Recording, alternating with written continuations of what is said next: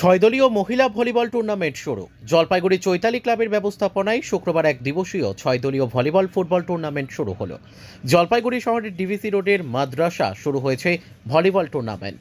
গত 29 বছর ধরে এই টুর্নামেন্টটি চলছে। এবছর জলপাইগুড়ি জেলার 3টি টিম এবং কোচবিহার, উত্তর দিনাজপুর ও দক্ষিণ দিনাজপুর থেকে 3টি টিম এসেছে। জানা গেছে প্রতি বছর রাজ্যের বাইরে থেকেও টিম আসতো, তবে এবার কোনো কারণবশত আসেনি।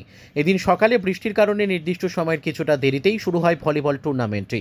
আর ভলিবল টুর্নামেন্ট ঘিরে এলাকায় ক্রীড়াপ্রেমীদের যথেষ্ট উৎসাহ ও উদ্দীপনা লক্ষ্য করা যাচ্ছে। ব্যুরো রিপোর্ট, আমাদের টিভি। খেলাটা হচ্ছে, এটা 29 বছর ধরে হচ্ছে খেলাটা। এই বছর চৈতালি ক্লাবের ব্যবস্থাপনায় জলপাইগুড়ি ভলিবল কনসেন্ট্রেটের পরিচালনায় খেলাটা হচ্ছে। 6টা টিম আছে, 3টা ডিস্ট্রিক্ট টিম আছে, কোচবিহার, দক্ষিণ দিনাজপুর, উত্তর দিনাজপুর আর জলপাইগুড়ি 3টা টিম।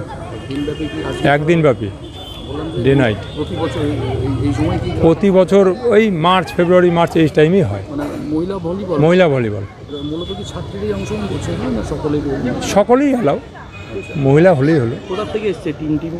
টিমগুলো এসছে বালুরঘাট, রায়গঞ্জ, কোচবিহার আর জলপাইগুড়ি 3টা টিম।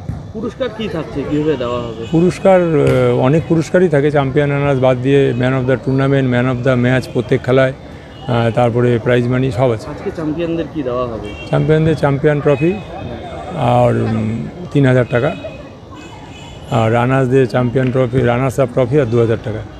কতগুলো টিমের খেলা? 6টা টিমের খেলা।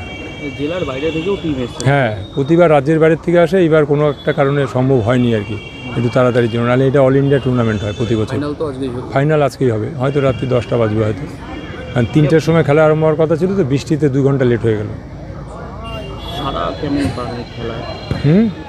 ভালো, ভলিবলে উৎসাহ আছে। আর এই মাঠে তো একদম অনেক আগে খেলা হতো, 40 বছর আগে এখানে খেলা হতো, তারপরে বন্ধ হয়ে যায় কোনো কারণে, আবার শুরু হলো, দেখি কত দূর যায়।